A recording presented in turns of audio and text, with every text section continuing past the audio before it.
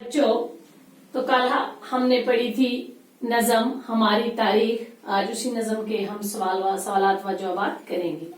तो बच्चों, आप अपनी किताबें खोल लीजिए। पेज नंबर है 93। पहला सवाल है बच्चों, नज़म के मुताबिक हिंदुस्तान में मुख्तलिफ त्योहार कैसे मनाए जाते हैं।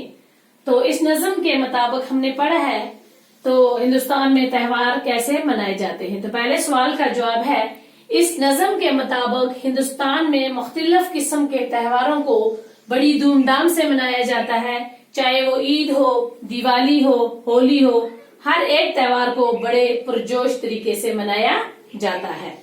सवाल नंबर 2, अजनबी हाथों से शायर की क्या मुराद है। अजनबी हाथों से मुराद है अंग्रेज, जिन्होंने हमारी तारीख को बदल दी थी। हमारी तारीख को किस तरह बदल दिया गया। सवाल नंबर 3 का जवाब है, यह है सवाल नंबर 3। इसका जवाब है, हमारी तारीख को प्यार से नफरत में बदल दिया गया। अंग्रेजों ने हमारे वतन के भाईचारा, आपसी इत्तेफाक, हमदर्दी, दिलजोई, दिलदारी, मोहब्बत, वफा गरज सब कुछ बदल दिया था। सवाल नंबर 4, हमारे मुल्क की तारीख क्या रही है। हमारे मुल्क की तारीख हमेशा सच्ची और वफा की तारीख रही है। हमारे मुल्क का मुकाबला कोई भी नहीं कर सकता। हमारे मुल्क की मोहब्बत, भाईचारा, हमदर्दी, दिलजोई और वफा की तारीख रही है। शाबाश। सवाल नंबर 5, आजादी मिलने के बाद हम खुद को कैसा महसूस करते हैं। आजादी मिलने के बाद, सवाल नंबर 5 का जवाब है बच्चों, आजादी मिलने के बाद हम खुद को आजाद और अपने जहनों को भी आजाद महसूस करते हैं। सवाल नंबर 6, शायर ने आखिरी बंद में एकता की क्या पहचान बताई है। शायर ने, सवाल नंबर 6 का जवाब ये है, शायर ने आखिरी बंद में एकता की पहचान ये बताई है कि हम एक हैं, हमारा मुल्क एक है, हमारी जमीन एक है, हमारा यकीन एक है और हम एक हैं और एक ही रहेंगे। तो बच्चों, ये थे हमारे नज़म के सवालात व जवाबात। अब हम सवाल नंबर 3 पर आएंगे, ठीक है ना। तो ये आप लिख लीजिए रफ कॉपीज पे। तो उसके बाद घर जाके आप अपनी उर्दू सवालात की कॉपी पे ये लिखेंगे, ठीक है बच्चों। तो ठीक है, अब हम अगला क्वेश्चन करेंगे।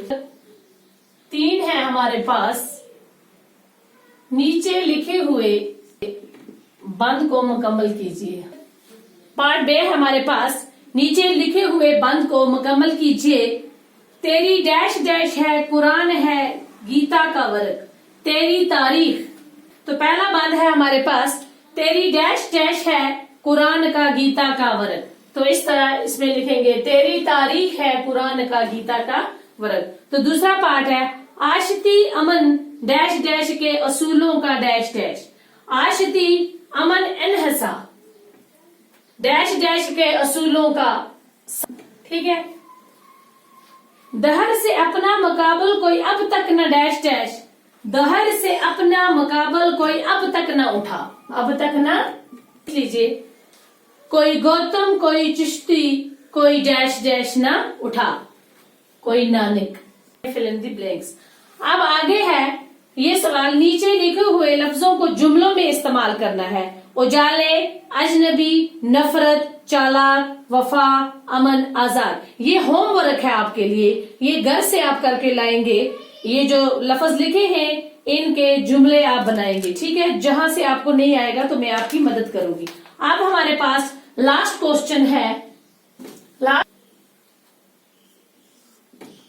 बच्चों हमारे पास, इन लफ्जों की जमा लिखिए। ये जो लफ्ज है यहाँ पे लिखे हुए, तोहमत, फरहंगी, फिक्र, अमल, जज्बा, इनके जमा बनाने हैं। ये वाहिद है, इनके हमने क्या बनाने हैं, जमा बनाने हैं।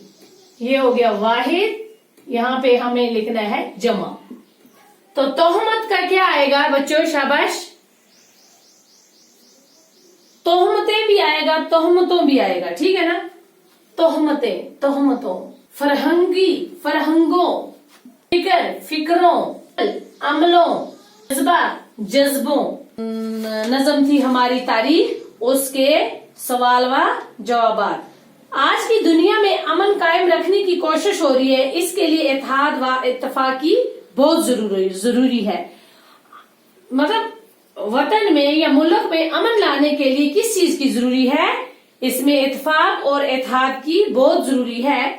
तो शायर इस नज़म में आपसी मोहब्बत, मसावत, इन्हिसा और असूलों को अपनाने की बात करता है। तो शायर ने इस नज़म में हमें ये मैसेज दी है कि आपस में मिलजुल कर रहना है, अमन से रहना है, इत्तेफाक से रहना है, भाईचारे से रहना है, एक दूसरे के साथ मोहब्बत से पेश आना है। तो बच्चों, ये थी हमारी आज की नज़म, हमारी तारीख, इसके सवालात व जवाबात भी हो गए। तो कल इंशाल्लाह नेक्स्ट वीडियो में हम अगला लेसन शुरू करेंगे। खुदा हाफिज।